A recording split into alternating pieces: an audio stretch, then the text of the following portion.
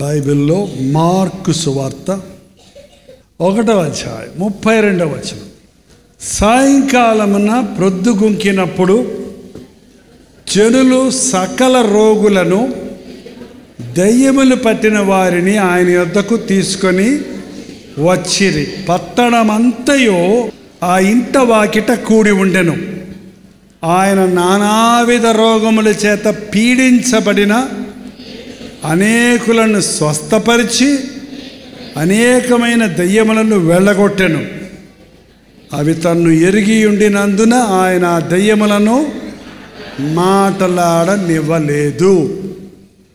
ఇక్కడ ఒక ఇంటి ముందు కపెర్నహూము అనే ఒక ఊరుంది. ఇప్పుడు కూడా ఉంది పాలస్తీనా దేశంలో, యెరూషలేములో. ఈ కపెర్నహూము పేతురు యొక్క ఊరు. పేతురు యొక్క అత్తగారు చాలా భక్తి పరురాలు. ఈ పేతురు అత్తగారు చాలా భక్తి కలిగిన ఆమె, అందరికీ ఆతిథ్యం ఇచ్చే ఆమె. పేతురు అత్తగారు భక్తి కలిగింది కాబట్టి పేతురు భార్య కూడా చాలా భక్తి కలిగింది. పేతురు తల్లిబోలే పిల్ల అంటారు చూడండి.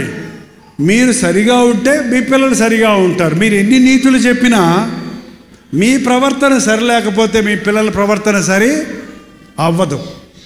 ఇక్కడ పేతురు అత్తగారు ఎప్పుడు యేసుప్రభు ఆ ప్రక్కకు వచ్చిన కపెర్నహూములో ఆయన బస చేసేవాడు. అనేక చోట్ల తిరుగుతూనే ఉండేవాడు యేసుప్రభు.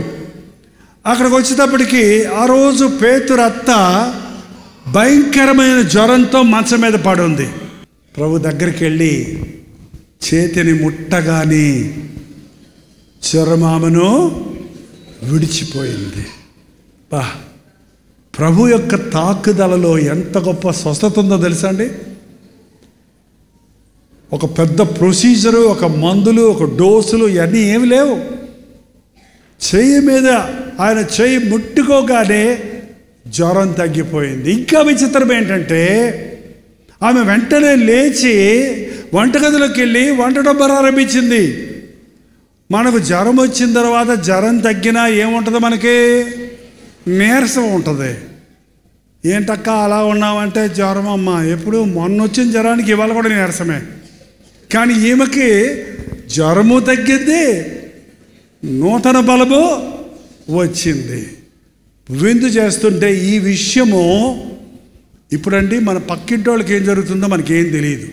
వాట్సాప్ పెట్టుకొని అమెరికాలో ఏం జరుగుతుందో తెలుసుకోవాలని ఆశ ఉంది. కానీ మన పక్కింట్లో ఉన్న వాళ్ళకి మన పక్కింట్లో సగం దేవుడు ఎరుగు. ఆ పక్కనున్న మన అబ్బాయి ఏం చేస్తాడో మనకు తెలియదు. ఈ గదిలో ఉన్న అమ్మాయి ఎవరితో మాట్లాడుకుంటుందో మనకు తెలియదు. మనకెందుకో లండన్లో ఏం జరిగితే మనకెందుకు, ఢిల్లీలో ఏం జరిగితే మనకెందుకు, అవి మాత్రం గెలుక్కుంటా కూర్చుంటారు, ఇంటిని పట్టించుకోరు. వాళ్ళు కాదండి మనకు కావాల్సింది, దేవుడు మనకిచ్చిన కుటుంబం. మీ కుటుంబంతో మీరు సమయం గడపండి, మీ బిడ్డలను కూర్చోబెట్టుకొని మాట్లాడండి, కుటుంబ ప్రార్థన చేసుకోండి. ఎంతమంది ఇళ్లలో కుటుంబ ప్రార్థన ఉందో చేయి చూపిస్తారా? హల్లెలూయా. ఈ రోజు నుండి అన్ని కుటుంబాల్లో ప్రార్థన ఉండును గాక. పేతురు అత్త ప్రార్థనా పరురాలు. ఇప్పుడు పక్కింటి వాళ్ళ సంగతులే మనకు తెలియవు. కానీ ఆ రోజుల్లో ఎవరికైనా మన వీధిలో ఉన్న వాళ్ళకి ఏదన్నా బాగోకపోతే అందరికీ తెలిసిపోద్ది. అందరూ వెళ్ళి పలకరించి వస్తారు కదండి. మీకు తెలియదు, ఈ జనరేషన్ తెలియదేమో. పల్లెటూరులో అయితే అసలు ఊరంతా పొక్కిపోద్ది. ఒక్కసారి బిడ్డ పుట్టిందంటే ఊరంతా ఇంటి దగ్గరే ఉంటుంది బిడ్డను చూడటానికి. ఈ పేతురు అత్తగారు అంత మంచిది కాబట్టి ఆమె కొన్ని రోజులుగా జ్వరంతో బాధపడుతుంది. ఒకరోజు జ్వరం కాదు అది. ఒక్కరోజు జ్వరాలు వైరల్ ఫీవర్స్ అంటారు. కొన్ని జ్వరం వచ్చిందంటే టైఫాయిడ్ వస్తే 21 రోజు మంచాల పడాలి. మలేరియా వస్తే మూలుగుతా పడుకుంటాడు.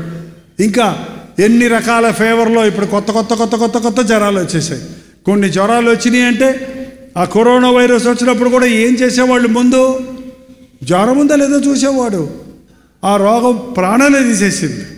ఈ రోగం ఏదో భయంకరమైన జ్వరం, అందరికీ తెలుసు ఆమె రోగం వచ్చింది, జ్వరం వచ్చి చచ్చిపోద్ది అనుకున్నారన్నమాట. ఎప్పుడైతే యేసు ప్రభు స్వస్థపరిచాడో ఆ విషయం ఊరంతా పొక్కిపోయింది. నీకు తెలుసా, పేతురు అత్తగారు మంచం మీద పడ్డారు. మొన్న వెళ్ళి చూసి వచ్చామే, జ్వరంతో వణికిపోతుంది. యేసు ప్రభు ఆ ఇంటికి వచ్చాడట, ఆమె చెయ్యి ముట్టాడట, ఆమె బాగైపోయి పనిచేస్తుందట, ఆహారం వండి పెడుతుందట. అవునా? మా ఇంట్లో జ్వరం వాళ్ళు ఉన్నారు, మా ఇంట్లో దగ్గొచ్చిన వాళ్ళు ఉన్నారు అని ఆ ఊర్లో ఉన్న వాళ్ళందరూ గవర్నమెంట్ హాస్పిటల్ కంటే ఎక్కువైపోయి అందరు ఎక్కడికి వచ్చారంట, ఊరంతా. అక్కడే ఉంది చూడండి. పొద్దుగొంకినప్పుడు జనులు సకల రోగులను, దయ్యం పట్టిన వారిని, ఆయన పట్టణం అంతయు ఆ ఇంటి వాకిట కూడి ఉండిన అందరూ వచ్చి కొమ్మలు పడిపోయారు. రోగాలు అందరూ వచ్చేసి, నా కుదరదు పోవయ్యా, ఇంతమందికి నేను ఎందుకు చేస్తాను అన్నాడా ప్రభు. ఏంటండి, వాళ్ళందరినీ ఒక్కొక్కరిని ముట్టి రోగాలతో పీడించబడుతున్న అనేక రకాల రోగాలు, ఈ నానా విధమైన రోగములను ముట్టి స్వస్థపరిచాడు. ఏంటంటే ఇప్పుడు మనం హాస్పిటల్కి వెళ్తే ఇంతకుముందు ఎర్రమందు, నల్ల మంద, ఎర్రమందు తెల్ల మాత్ర, ఏ జబ్బు వచ్చినా అదే. గవర్నమెంట్ హాస్పిటల్కి వెళ్తే అందులో చేయి పెడితే 2 మాత్రలు ఇంతేమో బుడ్డి తెచ్చుకోమని అందులో పోసేవాళ్ళు, అంతే. ఏమొచ్చినా అదే, అంతే. ఇప్పుడు హాస్పిటల్కి వెళ్ళామనుకోండి, ఒక్కొక్క హాస్పిటల్లో ఎన్ని బోర్డులు ఉంటాయో. ఇది డెర్మటాలజిస్టు, ఇది ఈఎన్టీ డాక్టరు, అంటే గొంతు ముక్కుకు ఒకడు, చర్మ రోగానికి ఒకడు, గుండె జబ్బుకి ఒకడు, కిడ్నీ జబ్బులకి ఇంకొకడు, లివర్ జబ్బులకి ఇంకొకడు. ఇది నాది కాదు అక్కడికి పో, ఇది కాదు ఇక్కడికి పో అని హాస్పిటల్ అంతా తిరగాలి. ఆ స్కానింగ్లు అయ్యి తీసేటప్పటికి 7,000, 8,000, 10,000 టెస్టులకు అయిపోతాయి. అంతా అయిన తర్వాత అప్పుడు చెబుతాడు, 10 రూపాయలు మాత్రలు ఇచ్చి పంపిస్తాడు, అంతే. ఏంటండి, యేసు ప్రభు ఏ రోగం బాగు చేస్తాడు? ఆయన హార్ట్ స్పెషలిస్టా, ఈఎన్టీ డాక్టరా, లేకపోతే డెంటిస్టా? ఏంది బాగు చేస్తాడు చెప్పండి? సకల రోగాలు బాగు చేయగలిగిన వాడు. నానా విధములైన రోగముల నుండి వారిని స్వస్థపరిచాడు. అప్పుడే కాదండి, ఇప్పుడు కూడా ఆయనకు అసాధ్యమైంది ఏది? నిన్న నేడు నిరంతరము ఆయన ఏకరీతిగా ఉన్నాడు. నాకు తెలిసి హాస్పిటల్కి వెళ్ళొద్దని చెప్పే పాస్టర్ గారులు ఉన్నారు. మందులు వేసుకోవద్దు, మందులు కాక అన్నాడంట ఆయన. మాంద్యులు కాక అని బైబిల్లో ఉంటే ఆయన సరిగా చదవడం రాక మందులు కాక వేసుకోకండి అని చెప్పాడట. ఏంటంటే అని బైబిల్ చెప్పలేదు. యేసు ప్రభు రోగుల్ని స్వస్థపరిచినప్పుడు ఒక గుడ్డివాడు వచ్చినప్పుడు అతని కన్నుల మీద చేయి పెట్టగానే చూశాడు. చూపు పొందు అనగానే చూపు పొందాడు. ఇంకొక అతన్ని ఊరు బయటికి తీసుకెళ్ళి చేతులు పెట్టి కనపడుతుందా అని అడిగితే కనపడుతుంది మనుషులు చెట్టుల్లాగా నడిచిపోతారని అన్నాడు. అంటే సరిగ్గా కనపడిందా? రబరసలా కనపడుతుంది అన్నమాట. అప్పుడు మరొకసారి ముట్టి ఇప్పుడు చూడు అంటే ఇప్పుడు సరిగ్గా కనపడుతుంది అన్నాడు. ఇంకోసారి ఏం చేశాడు తెలుసా? ఇంకొక గుడ్డ ఆయన స్వస్థపరచాల్సి వచ్చినప్పుడు ఆయన మేల మట్టి తీసుకొని ఉమ్మేసి క్రీమ్ చేసి కంటికి రాసి కోనేట్లోకి వెళ్ళి కడుక్కో అన్నాడు. మరిది పేస్ట్ చేస్తే మందు కాదు అది. ఏ మందు ఎందుకు వాడాడు అక్కడ? ఒక్కొక్కరికి ఒక్కొక్కలాగా ఆయన స్వస్థత ఇచ్చాడు. అతని విశ్వాసం ముఖ్యం అక్కడ. కడుక్కోపోవంటే పోయా నీ ఉమ్ము రాసి రాకు కడుక్కోమంటావు, ఉమ్ము రాసి కడుక్కోమంటావు పో అనేటుంటే వాడి కళ్ళు వచ్చి ఉండేవి కావు. వాడు నమ్మాడు కాబట్టి స్వస్థత పొందాడు. Doctor cuts, God heels. Surgery చేసినప్పుడు డాక్టర్ గారు నిజంగానే మన పొట్టో ఎక్కడో ఏ భాగం అయితే అది కోసేస్తారు కదా, మళ్ళీ దారం వేసి టైలరింగ్ పని కూడా చేస్తారు డాక్టర్ గారు. కుట్టేస్తారు. కుట్టేసిన తర్వాత 7వ రోజు కుట్లు ఇప్పేస్తారు. ఇప్పేస్తే పట్టేలా వచ్చేస్తుందా? మరిది ఎట్లా అంటుకుంది? డాక్టర్ గారు అంటుకో అంటుకో అంటుకో అని పాట పాడుతూ కూర్చున్నాడా? కుట్టేసాడు, వదిలేసాడండి. స్వస్థపరిచింది ఎవరో? దేవుడు. అరే దేవుడు లేడంటారు కొంతమంది. దేవుడిని నమ్మరు, దేవుని మీద విశ్వాసం ఉంచరు. Doctor treats, god heals. స్వస్థపరిచే యెహోవాను నేనే. ఏ డిజార్డర్, ఏ అనారోగ్యము, ఏ బలహీనత, ఏ యాంటీబాడీ ఏది మన శరీరంలోనికి ఇన్ఫెక్షన్లు వస్తున్నాయి, రోగాలు వస్తున్నాయి అంటే దానికి కారణం ఆ యొక్క విషపూరితమైన ఏవో వస్తున్నాయి. వాటన్నిటి నుంచి స్వస్థపరచగలిగిన వాడు మన ప్రభు. నాకు కొన్ని ఆపరేషన్లు అయినాయి. ఈ కొన్ని ఆపరేషన్లు అయినప్పుడు నొప్పి పడుతున్నప్పుడు హాస్పిటల్లో అమ్మా అని మూలుగుతూ ఇంత పెద్ద పాస్టర్ని అమ్మ అంటానేంటి, ఏసయ్య అనాలి కదా, ఏసయ్యా అమ్మా, మళ్ళీ అమ్మ ఏంటయ్యా ఏసయ్యా అనుకుంటే అమ్మ దగ్గరికి వెళ్ళిపోతారంటే అప్పుడు శరీరానికి నొప్పి తగిలితే అమ్మ గుర్తొస్తుంది. నీ హృదయానికి దేవుడు ముడితే దేవుడు గుర్తొస్తాడు. ప్రభువా అంటాడు. ఎక్కడ కొట్టాడు దేవుడు? శరీరం కొట్టలేదు సౌలుకి, అతని గుండె మీద తగిలింది ఆ దెబ్బ. కాబట్టి మనోనేత్రాలు తెరవబడి గుడ్డోడు కళ్ళు తెరవగానే ఎదురుగుండా ఉన్నది ఎవరో తెలుసా? మెస్సయ్య కాదు, ఈయనే యేసుక్రీస్తు అని గుర్తించి ప్రభువా అన్నాడు. నీవెవడమంటే నేను నీవు హింసించుచున్నా యేసుని. నేనెప్పుడు నిన్ను హింసించాను అడగల. ఆయన బిడ్డలను హింసించేవారు ఆయన హింసిస్తున్నట్టే, ఆయన బిడ్డలను సన్మానించేవారు ఆయనను సన్మానిస్తున్నట్టే. వెంటనే మరో ప్రశ్న వేశాడు. ఏం తెలుసండి? నేనేమి చేయవలను? నన్నేం చేయమంటావు? నువ్వు లేచి దమస్కులోకి వెళ్ళు, నేను నిన్ను కోరుకున్నాను, రాజుల ముందు నా ప్రతినిధిగా ఉండడానికి కోరుకున్నాను, నా సాక్షిగా ఉండడానికి కోరుకున్నాను అని ప్రభు అతనితో చెప్పినప్పుడు, తన జీవితాన్ని దేవునికి అప్పగించుకున్నప్పుడు, యేసు ప్రభు తరువాత అంత గొప్ప పరిచర్య చేసిన దైవజనుడు ఆ రోజు నుంచి ఈ రోజు వరకు మరొకడు లేడండి. యేసును బోల జీవించిన ఆ పౌలు 13 పత్రికలు మామూలుగా రాసుకున్న ఉత్తరాలు బైబిల్లో అవి భాగాలుగా మారిపోయినాయి. రక్షించబడ్డ వెంటనే మనం చేయాల్సింది, ప్రభువా నన్ను ఏం చేయమంటావు? అందరూ పాస్టర్లు అవ్వక్కర్లా, అందరూ పాస్టర్మ్మలు అవ్వక్కర్లా, అందరూ పాటలు పాడక్కర్లా, అందరూ బలిపీఠం ఎక్కక్కర్లా, అందరూ వాయిద్యాలు వాయించక్కర్లా. కానీ దేవుడు ప్రతి ఒక్కరికి ఒక పని పెట్టాడు. నీవు తల్లిగా నీ బిడ్డలను దేవుని కొరకు పెంచు, నీ బిడ్డలకు నీవు ఆశీర్వాదకరంగా ఉండు. ఇక్కడ ఒక చక్కటి కుటుంబం చూస్తున్నాం. దానివల్ల ఆ ఊరంతా మారిపోయిందండి. ఆ ఊరంతా ఇంటి వాకిట పడ్డారు. ఆ ఊరిలో ఉన్న దెయ్యాలన్నీ, దెయ్యాల గురించి చెప్తే తెల్లారిపోద్దిక. తాగుబోతులు ఉన్నాయన్నారు, దెయ్యాలు ఉన్నాయా మీ ఊరిలో? అసలే భయపెట్టకండి తుతు అనుకుంటారు కొంతమంది. అపవాదిని ఎదిరించుడి, అప్పుడు వాడి యొద్ద నుండి. దెయ్యాలకు భయపడవలసిన అవసరం మనకు లేదు. దేవుడు ఏ రోజో దెయ్యాలన్నిటినీ ఓడించేశాడు. యేసుప్రభు సిలువలో మరణించినప్పుడు సాతాను తల చిత్తక తొక్కబడింది. ఓడిపోయిన శత్రువు దేవుని ఆశ్రయించిన వారికి ఏ హాని చెయ్యదు. మూఢనమ్మకాలు వదిలిపెట్టేయండి, మూఢాచారాలు వదిలిపెట్టేయండి. దెయ్యం అని భయపడకండి.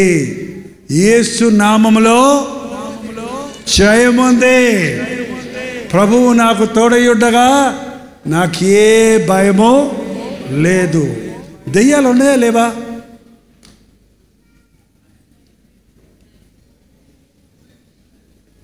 దెయ్యాలంటేనండి లూసిఫర్ దేవుడు సాతాన్ని ఎవరు చేశాడంటాడు. సాతాన్ని ఎవరు చేయలేదు, దేవుడు దూతలను చేశాడు.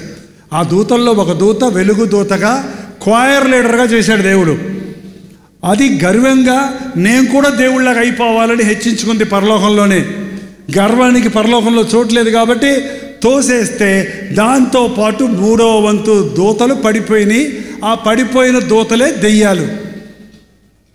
దెయ్యాలకు శరీరాలు లేవు, ఓన్లీ స్పిరిట్ ఉంటుంది. ఆ దెయ్యాలు ఏం చేస్తాయంటే నీ శరీరాన్ని వాడుకోవడానికి నీ మీదకు వస్తాయి. నువ్వు చోటిస్తే, నువ్వు భయపడితే, లేదా నువ్వు పాపాన్ని ప్రేమిస్తే. ఈగ వస్తుంది అనుకోండి నా ముక్కు మీద కోరకే, నా ముక్కు అంటే దానికి ప్రేమ వచ్చిందా? ఎందుకు వస్తుంది ఈగ ముక్కు మీదకే? బెల్లం ఉంటే వస్తుంది, అంతేనా? మీకు అది కూడా అర్థం కాదా? క్యాడ్బరీస్ చాక్లెట్ అనాలా? కదండి. ఈగలు ఎందుకు వస్తాయి? ఆ తీపి పదార్థాలు వస్తే ఉంటాయి. నీ దగ్గర పాపం చోటు ఉంటే దెయ్యం నీ దగ్గరకు వస్తుంది. చోటు లేకపోతే నీ దగ్గర రాదు. అది నీ దగ్గర రాదు, భయపడక్కర్లా. యేసు ప్రభు నీలో ఉన్నప్పుడు రాడు. ఆ దురాత్మ ఏం చేస్తుంది? మన ఆత్మ మీద కూర్చొని మనం పనిచేయకుండా అణిచేస్తుంది. అందుకని దెయ్యం పట్టిన వాళ్ళు ఏం చేస్తున్నారో వాళ్ళు తెలియదు. కానీ దెయ్యం వదిలిపెట్టిన తర్వాత ఏమైంది నాకు, ఏమైందని అడుగుతారు చూసారా? అప్పుడు దాకా వాడి మత్తులో ఉంటుంది. ఇది ఇంకా వెస్ట్రన్ దెయ్యాలు వచ్చాయి, ఇప్పుడు నాజూకైన దెయ్యాలు వచ్చాయి, కొత్త కొత్త రకాల దెయ్యాలు వచ్చాయి. కానీ మనం దీనికి భయపడాల్సిన అవసరం లేదు. నువ్వు ఒకటి చేయకూడదు అనుకొని చేస్తున్నావంటే, అది చేయకుండా ఉండలేకపోతున్నావంటే అది నువ్వు కాదు, నీ మీద ప్రభావితమైన దురాత్మ యొక్క ప్రభావం. అర్థమైందా? నేను తాగకూడదు అనుకుంటున్నాను, తాగుతున్నాను అంటున్నాడండి. ఏంటి చెప్పండి? తాగుడు దెయ్యం. ఏం దెయ్యం? మీరే తాగుబోతానని అడగండి. తాగనప్పుడు మాట్లాడండి దయచేసి. తాగనప్పుడు అడగండి, ఎందుకయ్యా తాగుతావు అని. ఏమంటాడో తెలుసా అండి? ఏం చేయమంటారండి? భార్య ఏడుస్తుందండి, పస్తులు పెడుతున్నారండి, నాకు మాత్రం తాగటం అంటే ఇష్టమా అంటాడు. ఏంటంటే అదే నువ్వు తాగినప్పుడు వెళ్ళి అన్నావు అనుకో, నీ గుండె పగల కొడతాడు, జాగ్రత్త. తాగినప్పుడు నేను చాలామంది తాగుబోతులతో చేతులు వేసి మాట్లాడతా. మా చర్చిలో చాలామంది చర్చికి వచ్చేవాళ్ళు చాలామంది ఒకప్పుడు భయంకరమైన తాగుబోతులు, తాగి రోడ్డు మీద పడిపోయేవాళ్ళు. ఇవాళ వాళ్ళందరినీ ప్రభు మార్చాడు. ఇప్పుడు వాళ్ళు బైబిల్ పట్టుకొని వాళ్ళ పిల్లలు వాళ్ళ కుటుంబాలుగా దేవుని మందిరానికి వస్తారు. ఇంతకుముందు గుడిసెల్లో ఉండేవాళ్ళు, రేకు షెడ్డుల్లో ఉండేవాళ్ళు, మేడలు మెద్దలు కట్టుకున్నారు, చక్కగా మర్యాదస్తులుగా ఉంటారు, డీసెంట్గా తయారయ్యే. దేవుని ఆశీర్వాదం ఉంది వాళ్ళ మీద. త్రాగుడు భయంకరమైన దురాత్మ ప్రభావం అండి. ఈరోజు డ్రగ్స్ వచ్చేసాయి చాలామంది యవనస్తులకి. డ్రగ్ అడిక్ట్స్ అయిపోతున్నారు. పల్లెటూరులో కూడా ఇది సర్వసాధారణం అయిపోయింది. ఐ డోంట్ నో ఇక్కడ ఎవరైనా డ్రగ్ అడిక్ట్స్ ఉన్నారేమో. విడిచిపెట్టండి, దేవుని సహాయం కోరండి.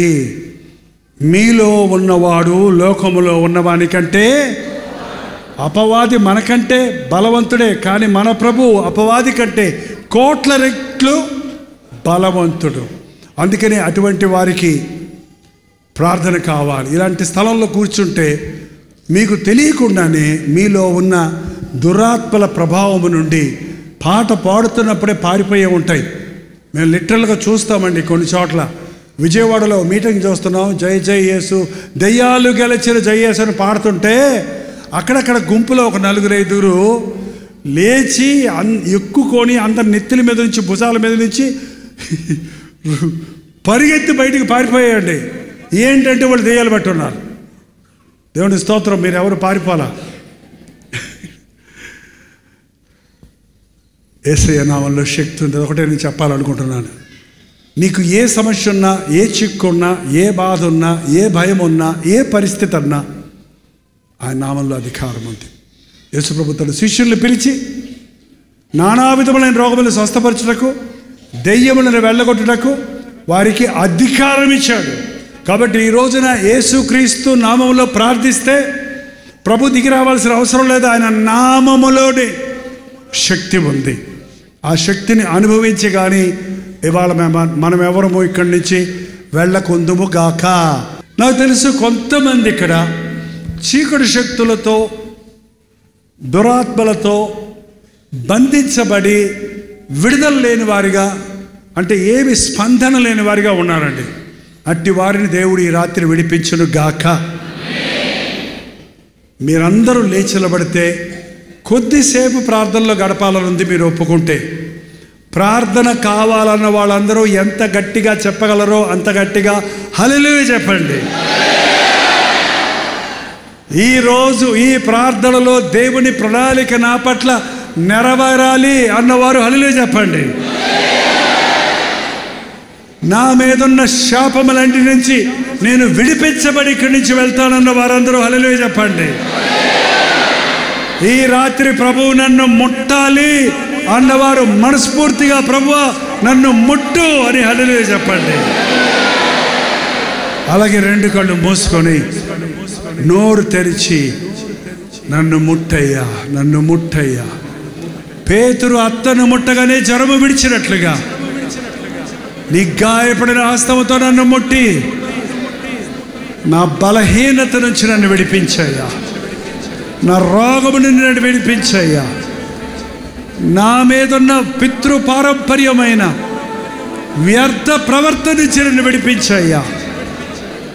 నా శరీరానికి స్వస్థత కావాలి, నా మనసుకు నెమ్మది కావాలి, నా జీవితం పట్ల నీ ప్రణాళిక నేను ఎరగాలయ్యా. నా ఇంటికి రా యేసయ్యా, నీ సన్నిధి నాకు దయచేయ్యా. దేవా యేసయ్యా, నీకు వందనాలయ్యా.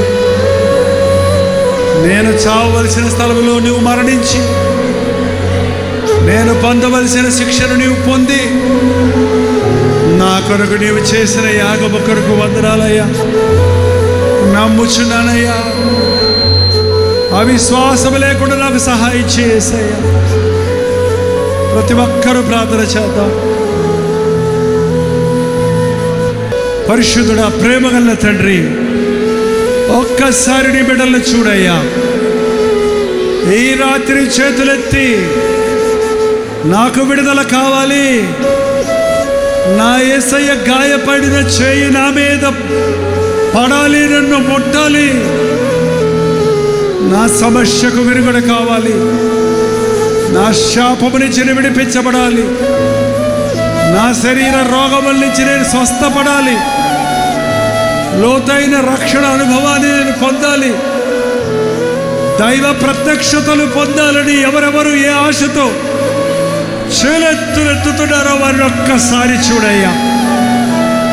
ప్రార్థనలకు ఇచ్చేవాడా, ప్రార్థనలకు జవాబులిచ్చే ప్రభువా, నీకు వందనములు.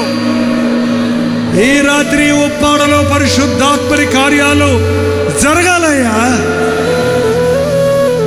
నామకార్థ క్రైస్తవులుగా, ఆచార భక్తులుగా కాక ఆత్మయందు తీవ్రత కలిగి ఆధ్యాత్మిక జీవితములలో వర్ధిల్లు వారిగా ఉండుటకు పరిశుద్ధాత్మతో మమ్మల్ని ఒక్కొక్కరిని అభిషేకించుము నాయన.